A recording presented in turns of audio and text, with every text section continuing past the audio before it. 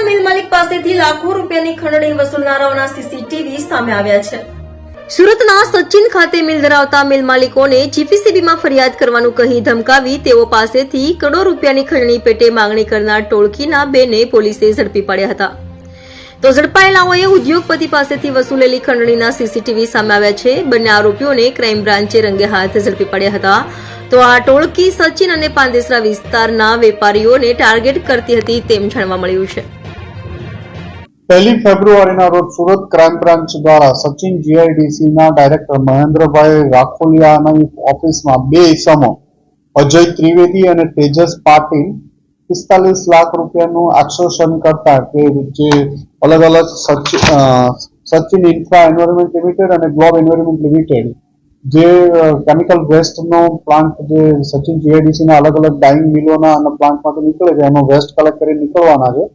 એના બદલામાં 45 લાખ રૂપિયા જે માંગેલા હતા લેવા આવતા પકડાઈ ગયેલા। આ બંને ઇસમોની ધરપકડ પછી એમના ઘર સર્ચ કરવામાં આવ્યા હતા। એમના ઘરેથી અલગ અલગ ફાઇલો અને કોમ્પ્યુટર એમનું સીઝ કરવામાં આવ્યું હતું।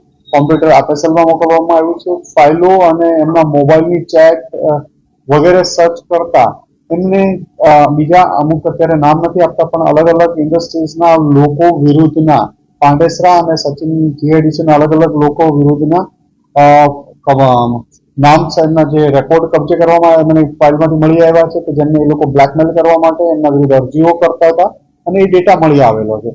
અમુક કિસ્સામો અમારી પાસે રૂબરૂ પણ અહીંયા ફરિયાદ માટે આવેલા હતા। લેખિત ફરિયાદ નથી આપી એમણે હજી સુધી। એમને લેખિતમાં ફરિયાદ આવવા માટે સમજાવવામાં આવ્યા છે કે એમને ફરિયાદ કરવા માટે। આમ આ બંને લોકો 2 થી વધુ લોકોનું આક્ષેપણ કરેલાનું જાણવા મળ્યું છે। એ લોકો લેખિત કાર્યવાહી કરવા માટે એમને સમજાવવામાં આવ્યા છે અને કદાચ નજીકના ભવિષ્યમાં આમના વિરુદ્ધ બીજા ગુના દાખલ કરવામાં આવશે।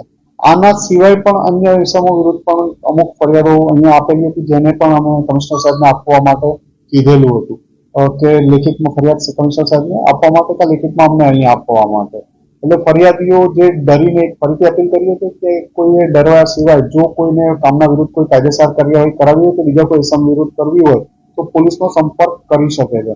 આમની પાસેથી જીપીસીબીમાંથી પણ રેકોર્ડ મળી જાય મેળવવાનો પ્રયત્ન કરીએ છીએ કે અલગ અલગ કયા લોકો વિરુદ્ધ એમણે એપ્લિકેશનો કરેલી હતી અને એ રેકોર્ડ મેળવીને પ્રયત્ન કરીએ છીએ અને એમના ફોનમાંથી જે કંપનીઓ મળી છે તમામને એપ્રોચ કરીને એમને પણ એક્સટોર્શન કરેલું છે કે નથી કર્યું એમનું એ પણ પ્રયત્ન કરીને એમની પણ ફરિયાદ લેવાની કાર્યવાહી કરી રહ્યા છીએ।